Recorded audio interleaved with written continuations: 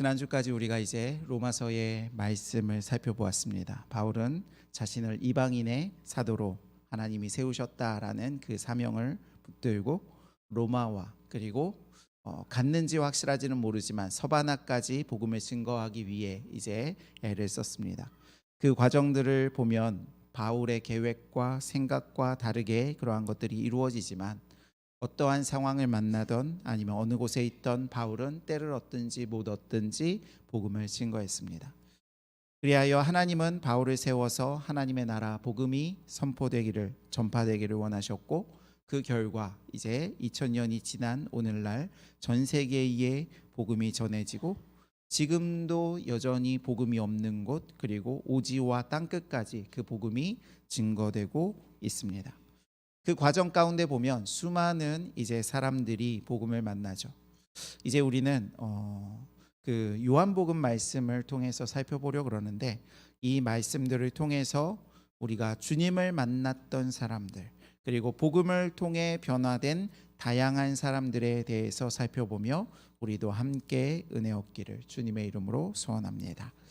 오늘은 그 중에서 이제 첫 번째로 나다나엘이라는 사람에 대해서 살펴보기를 바랍니다. 나다나엘은 성경에 많이 기록되지는 않았어요. 이제 요한복음에만 기록된 사람인데 그럼에도 불구하고 이 나다나엘에 대해서 예수님은 참된 이스라엘인 그리고 그 속에 간사한 것이 없다라고 이제 말씀하고 있습니다. 그리고 이제 나다나엘에 대해서 요한복음만 기록이 되어 있는데 일반적으로 보면 예수님의 12제자 중에 이제 바돌로메라는 사람이 이 나다나엘과 동일인이다라고 이렇게 그 사람들이 봅니다.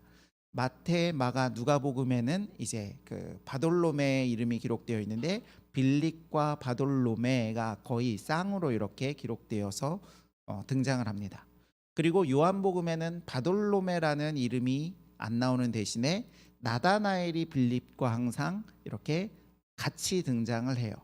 그래서 예수님이 부활하신 후에도 보면 이제 나다나엘이 베드로, 요한, 빌립과 함께 갈릴리 바다에서 물고기 잡고 있는 그러한 장면이 이제 등장을 합니다. 그래서 이 나다나엘이 바돌로메하고 이렇게 동일인이다라고 이렇게 생각을 하고 또 보면 이 바돌로메라는 뜻이 돌로메의 아들이다라는 그러한 의미가 있어요. 그래서 돌로메의 아들인데 그 사람이 바로 이름이 나다나엘이었을 것이다 라고 이렇게 일반적으로 해석을 합니다. 그런데 이 전승에 의하면 이 바돌로메가 인도와 아르메니아 지방에까지 선교하다가 나중에 순교를 당합니다. 나다나엘은 이제 오늘 빌립의 어떻게 보면 그 권유를 받아서 예수 그리스도를 만나고 그를 따랐고 그리고 나중에는 그를 위해 생명을 드리는 사람 그가 바로 이제 나다나엘임을 볼 수가 있습니다. 요한복음 1장 43절 이제 말씀을 보면 예수님이 빌립을 부르십니다. 그리고 예수님을 따르게 된 빌립이 나다나엘을 찾아가서 이제 전하죠. 45절 말씀 요한복음 45절 말씀 1장 45절 말씀 함께 읽습니다. 시작. 빌립이 나다나엘을 찾아 이르되 모세가 율법에 기록하였고 여러 선지자가 기록한 그 일을 우리가 만났으니 요셉의 아들 나사렛 예수니라. 아멘. 자, 모세가 율법에 기록했다라는 것은 이제 모세의 기록, 모세의 오경이라고 우리가 얘기하는 토라를 말씀하는 거예요. 신명기 18장 15절을 보면 모세가 이스라엘 백성들에게 이렇게 유언을 남깁니다. 내 하나님 여호와께서 너희 가운데에 너희 형제 중에서 나와 같은 선지자 하나를 일으키시리니 너희는 그의 말을 들을지니라. 그래서 유대인들은 보면 그 그리스도에 대해서 메시아에 대해서 왕이라고 이렇게 생각했지만 동시에 선지자라고도 그렇게 생각을 했습니다. 그래서 요한복음 1장 21절을 이렇게 보시면 요한에게 이렇게 물으시죠. 예수님이 물으시는 것이 아니라 사람들이 이제 요한에게 찾아와서 얘기합니다. 내가 그리스도냐, 내가 엘리야냐, 아니면 그 선지자냐라고 묻는데 그 선지자가 바로 이스라엘 백성들이 기다리던 메시아를 의미합니다. 그리고 또 여러 선지자가 기록했다라고 이렇게 말하는데 이것은 선지서들을 가리킵니다. 그래서 기름 부음 받은 자, 메시아, 그리스도를 만났다라는 그러한 말이 바로 빌립의 이러한 전하는 말입니다. 그랬더니 이제 나다나엘이 대답을 합니다. 야, 나사렛 예수라고? 나사렛에서 무슨 선한 것이 날 수 있겠느냐라고 이렇게 되묻는 거예요. 왜냐하면 성경의 메시아는 베들레헴에서 태어나야 하기 때문에 그렇게 묻는 거예요. 베들레헴 에브라다야, 너는 유다 족속 중에 작을지라도 이스라엘을 다스릴 자가 내게서 내게로 나올 것이라. 그래서 마태복음에 보면 갈릴리에 살던 요셉과 마리아가 베들레헴으로 갈 수밖에 없는 그러한 상황이 생기게 되는 것입니다. 황제가 호적을 하라고 이렇게 명령을 하니까 산딸이 가까웠음에도 불구하고 황제의 명령에 의해서 어쩔 수 없이 그곳으로 가야 됐던 거예요. 그리고 방이 없는 이유도 마찬가지입니다. 베들레헴에 방이 없었는데 그 이유도 뭐냐면 호적을 하기 위해서 베들레헴에 온 사람들이 많았던 거예요. 그렇기 때문에 이처럼 하나님의 말씀이 하나하나 다 성취가 되더라라는 것입니다. 나다나엘의 지적은 보면 정확했습니다. 분명히 메시아가 베들레헴에서 태어난다라고 그랬는데 어떻게 나사렛 사람이 메시아가 될 수 있어? 라고 이렇게 묻는 것이 바로 나다나엘의 질문인 거예요. 그럼에도 불구하고 빌립은 계속해서 나다나엘에게 권합니다. 와 보라. 와서 한번 만나봐 라고 이렇게 얘기를 하는 것이죠. 그래서 이제 나다나엘이 예수님을 만나기 위해서 갑니다. 그때에 예수님이 나다나엘에 대해서 말씀하십니다. 보라, 이는 참으로 이스라엘 사람이라. 그 속에 간사한 것이 없도다 라고 이렇게 얘기를 하죠. 그랬더니 이 말씀을 들은 나다나엘이 예수님께 묻습니다. 어떻게 나를 아십니까? 그랬더니 예수님께서 대답하십니다. 빌립이 너를 부르기 전에 내가 무화과 나무 아래 있을 때에 보았다 라고 이렇게 말씀하세요. 사실 이게 우리는 무슨 뜻인지 그러면은 나다나엘이 어제나 아니면 며칠 전에 무화과 나무 아래 있었나? 라고 이렇게 생각을 할 수 있지만 사실 이것은 성경적인 의미와 그리고 이 유대 문화적인 그러한 의미가 있습니다. 뭐냐면 구약의 미가서 4장 4절을 보면 선지서죠. 미가서 4장 4절에 보면 이렇게 말씀해요. 각 사람이 자기 포도나무 아래와 자기 무화과 나무 아래에 앉을 것이라. 그들을 두렵게 할 자가 없으리니 이는 만군의 여호와의 입이 이같이 말씀하셨음이라 라고 말씀하세요. 이게 무엇에 대한 말씀이냐면 메시아에 대한 그리고 여호와의 날에 대한 그러한 예언입니다. 그러니까 여호와의 날 하나님의 때가 이르면 어떻게 되느냐? 사람들이 포도나무 아래에 그리고 무화과 나무 아래에 앉을 것이다 라고 이렇게 하나님께서 말씀하신 거예요. 그리고 스가랴서 3장 10절에도 똑같이 말씀합니다. 만군의 여호와가 말하노라. 그 날에 너희가 각각 포도나무와 무화과 나무 아래로 서로 초대하리라 하셨느니라 라고 이렇게 되어 있어요.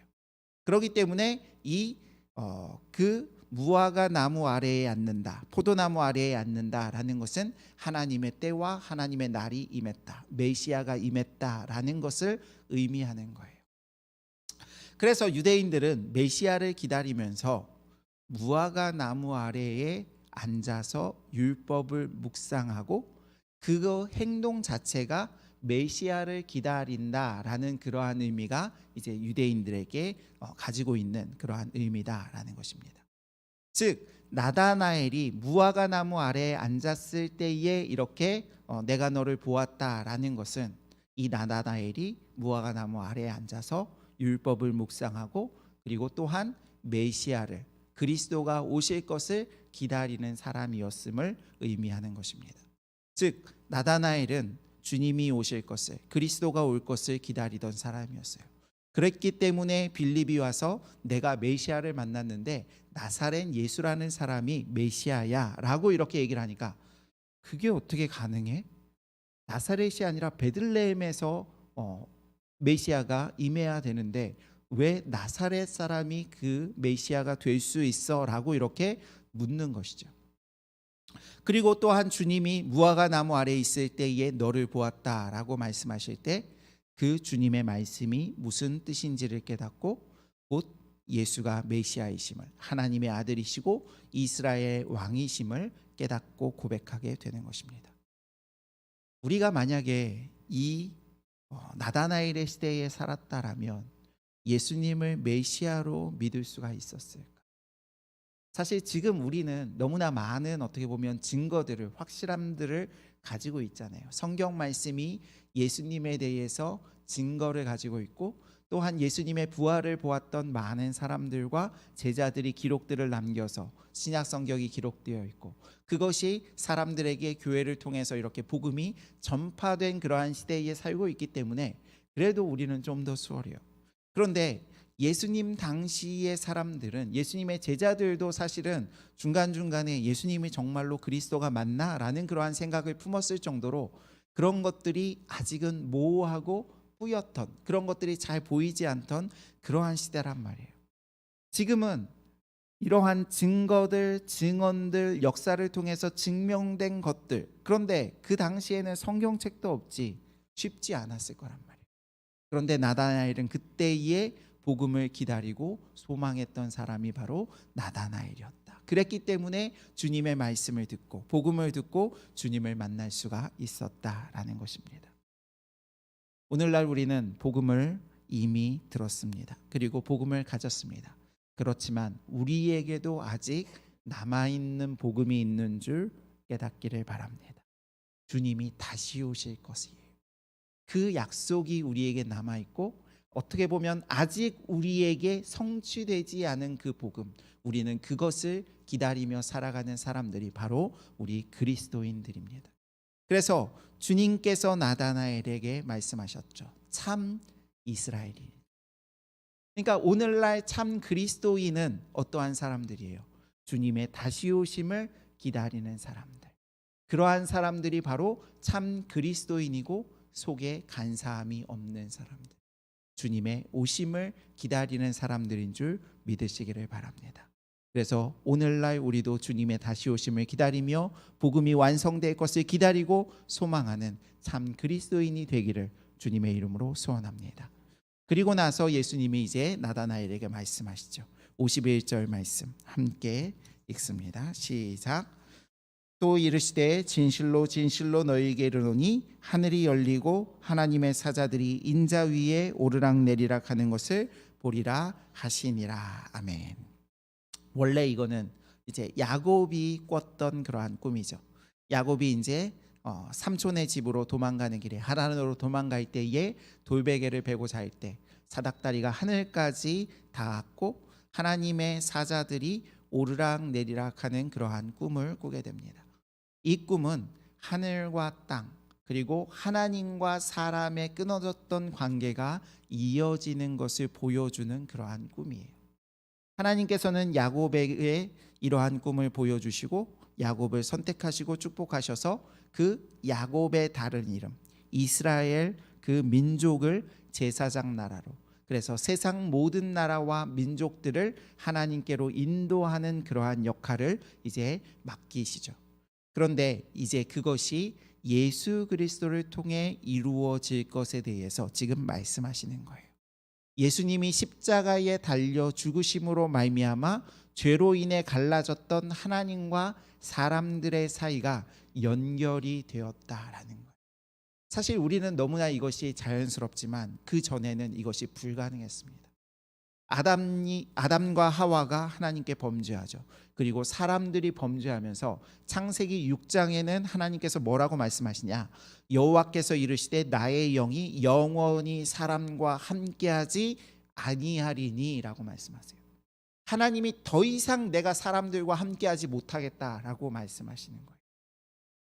그래서 어떻게 되냐? 물론 하나님께서 아브라함을 부르시고 그리고 이스라엘 백성들을 부르시고 그들 가운데 성막과 성전을 짓도록 하시지만 이거는 사실은 굉장히 불편하고 엄격하고 어쩔 수 없이 이렇게라도 하시지 않으면 하나님께서 사람들과 함께 하실 수 없는, 그게 바로 성전의 모습인 거예요. 그래서 굉장히 엄격하고 불편하고 과정들이 많습니다. 하나님 앞에 나아가기가 쉽지가 않아요. 대제사장이 그 하나님의 언약궤 거기 앞에 나아가기 위해서 1년에 딱 한 번만 들어갈 수가 있는 거예요. 그리고도 그 대제사장이 죄가 있으면 그 안에서 죽음을 당하기 때문에 대제사장이 입는 옷에는 방울이 달려 있어요. 그래서 만약에 그 지성소 안에 들어갔는데 방울 소리가 한참 동안 나지 않는다 그러면은 대제사장이 죽는 거예요. 그래서 그를 끌어내는 거예요. 이렇게. 그것이 바로 이제 그 일어나는 일이고, 실제로 보면 제사장이었던 아론의 첫째 아들, 둘째 아들이 제사를 드리다가 잘못해서 죽음을 맞이합니다. 사무엘상에 보면 엘리 제사장 때 언약궤를 블레셋에게 뺏겼다가 블레셋에 계속해서 재앙이 일어나니까 이제 블레셋 사람들이 언약궤를 이스라엘로 돌려보내버려요. 그때 벳세메스라는 동네에 이제 들어오게 되는데, 그 벳세메스 사람들이 언약궤를 들여다봤다가 70명이 죽게 됩니다. 그리고 나중에 보면 다윗이 언약궤를 가지고 올라올 때 수레에 실어서 올라오죠. 그런데 우사가 언약궤를 붙잡았다가 죽음을 당합니다. 그러니까 자칫하면 죽는 거예요. 구약 시대에는 하나님이 그 백성들과 함께 할 수가 없었다. 이게 세상과 하나님과의 관계, 하나님과 사람과의 관계가 그때의 관계라는 거예요. 그런데 하나님이 세상을 사랑하셔서 우리 죄를 속하기 위하여 아들을 보내신 것입니다. 그리하여 아들을 믿는 자마다 멸망치 않고 영생을 얻게 하신 줄 믿습니다. 그래서 예수님이 십자가에 죽으실 때 보면 그 성전의 성소와 지성소 그 사이를 막고 있던 그 휘장이 찢어지게 됩니다. 이 휘장이 바로 하나님과 사람들 사이의 관계가 갈라져 있음을 상징하는 거예요. 옛날에 그 사극 같은 거 이렇게 보시면 왕과 신하들 사이에 보면 이렇게 뭔가를 가리잖아요. 그렇죠? 그래서 왕이 부르지 않으면 거기 앞에 나아갈 수가 없는 거예요. 거기를 문 열고 이렇게 들어간다? 당장에 그 사람은 끌려나가서 차명을 당하게 되는 그런 것들이 어떻게 보면 하나님과 인간들 사이에 막혀있는 그러한 휘장이 상징하는 것입니다. 그래서 죄로 인해서 하나님과 인간 사이에 단절이 있고, 이것 때문에 그나마 우리가 죽음을 당하지 않고 살 수가 있었던 거예요. 그런데 이제는 예수님으로 인해서 그 죄가 해결되었습니다. 하나님과 우리 사이에 길이 열린 거예요. 그 길이 바로 무엇이냐면 예수 그리스도인 줄 믿으시기를 바랍니다. 하나님께 나아갈 수 있는 길이 바로 예수님인 거예요. 내가 곧 길이요 진리요 생명이니 나로 말미암지 않고는 아버지께로 올 자가 없느니라. 예수님이라는 이 길을 통해서 이제는 우리가 하나님 앞에 나아가게 된 줄 믿으시기를 주님의 이름으로 소원합니다. 그래서 예수님의 다른 이름을 천사가 뭐라고 예언하냐면 임마누엘이다. 임마누엘은 하나님이 우리와 함께 계신다. 창세기 6장에 보면 내가 이제는 다시는 인간들과 함께 있지 아니하리라, 영원히 인간들과 함께 있지 아니하리라 라고 그렇게 말씀하셨는데, 이제 예수님으로 말미암아 하나님이 우리와 함께 하시게 된 것, 그것이 바로 예수님의 그러한 모든 일인 것을 볼 수가 있습니다.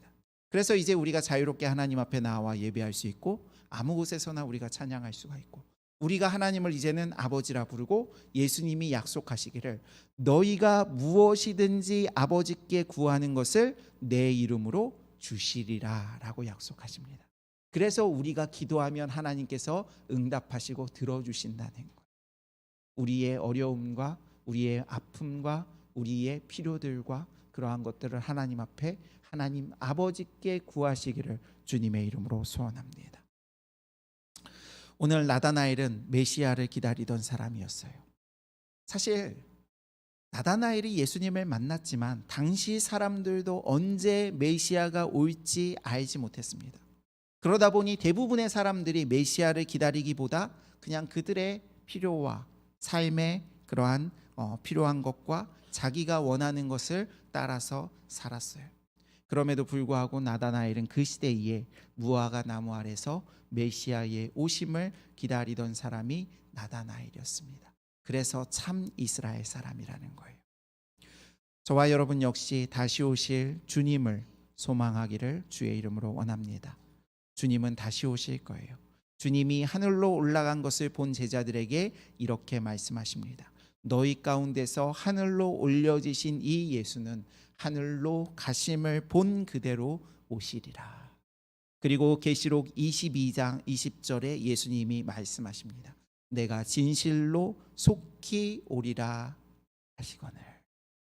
그때에 요한이 대답하죠. 아멘 주 예수여 오시옵소서. 이게 이제 헬라어로 보면 마라나타라고 이렇게 합니다. 주님이 다시 오실 것입니다 라는 이러한 주 예수여 오시옵소서라는 그러한 아람어예요. 이것이 저와 여러분에게 소망이 되며 이 약속을 기다리며 살아가는 저와 여러분이 되기를 주님의 이름으로 소원합니다. 이 약속을 기다리며 이 약속을 주님의 오심을 기다리며 복음을 기다리며 살아가는 저와 여러분 되시기를 주님의 이름으로 소원합니다.